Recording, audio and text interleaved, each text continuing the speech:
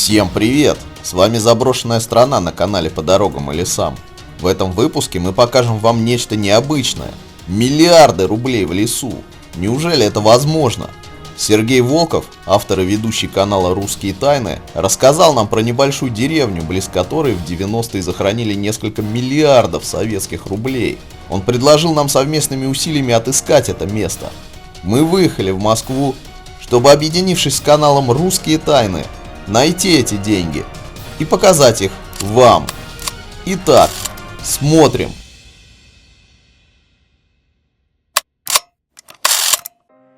Небольшая деревня в сотнях километров от Москвы. Именно здесь находится отправная точка нашего пути. Поистине потрясающей красоты место. С трудом верится, что где-то в этих лесах, заброшенные людьми, богом забытой ракетной шахте, лежат советские деньги, грузовиками завезенные сюда в 90-е годы. А вы не знаете тут про миллиард рублей советских, которые захоронили? Не слышали? Нет, не слышали.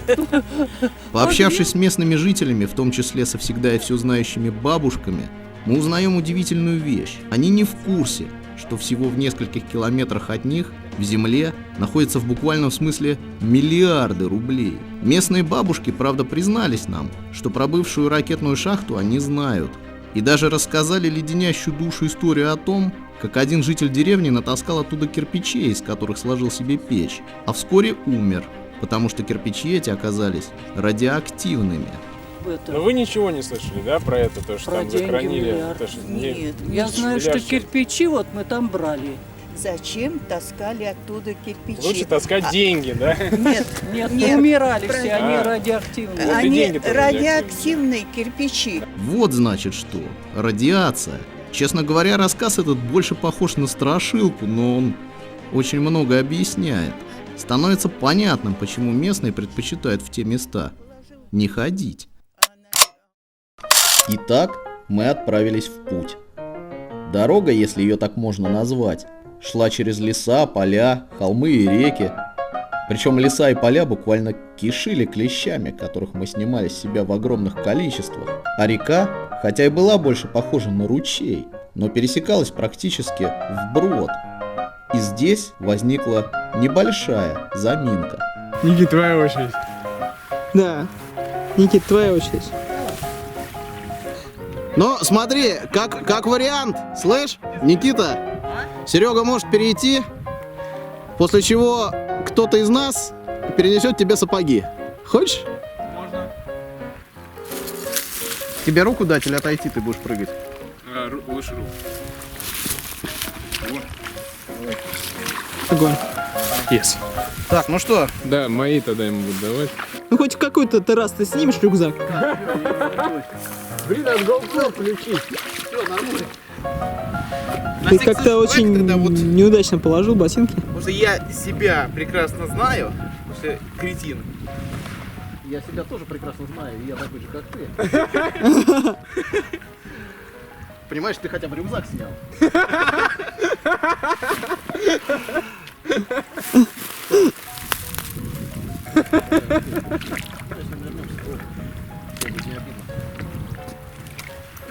А вот Ой, спасибо большое. Травмированный прошел.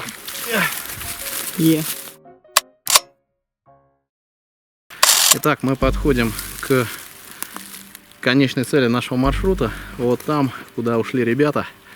Дорога заканчивается, и примерно там предполагается нахождение той шахты, в которую много лет назад, в 90-х, сыпали несколько грузовиков советских банкнот. Мы идем туда. Нашли.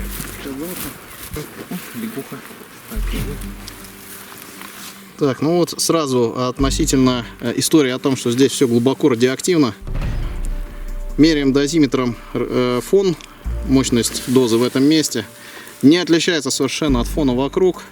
7-8 микрорентген. Это нормальный фон для леса, для негородской среды. Вот это да. Богатый. Вот это да. Я думаю, что еще лет 30 назад такая находка могла бы сделать счастливым кого угодно. Но конкретно эти банкноты образца 91 года. Но еще с Лениным и с гербом Советского Союза. Воу, воу. Вот он только ходит по деньгам и проваливается. Кто бы мог подумать. Надо сказать, что здесь очень сильно пахнет болотом. Но не только им. Здесь присутствует запах денег. Больших денег. Очень больших денег. 30 лет назад советский человек, найдя такое место, наверное, сошел бы с ума. Здесь несколько миллиардов рублей. Но сейчас эти деньги никому не нужны. Они гниют в бывшей ракетной шахте на 15 метров вниз. Здесь у меня в руках образцы тех банкнот, которые удалось здесь найти. 1 рубль 61 года. 3 рубля также 61 года. Десятка. Знаменитый чирик. 25 рублей. Это все деньги образца 61 года. И более поздние, образца 91 года. 50-рублевые и 100-рублевые банкноты. У меня в руках обычная современная 50-рублевая банкнота. Все вы ее, конечно же, знаете, не раз держали в руках. Также у меня в руках банкнота достоинством 1 рубль. Советская, образца 1961 года. Посмотрите, какого она размера в сравнении с современными банкнотами. Она очень маленькая. Существует легенда, по которой во время денежной реформы 1961 года образцы будущих банкнот принесли на утверждение Никите Сергеевичу Хрущеву. Банкноты предполагалось выпускать намного большего размера, но Хрущев, взяв их в руки, приложил к своему бумажнику и сказал: нет, эти банкноты слишком большие, они должны умещаться в стандартный бумажник. После чего размер банкнот был уменьшен и был утвержден вот такой небольшой размер.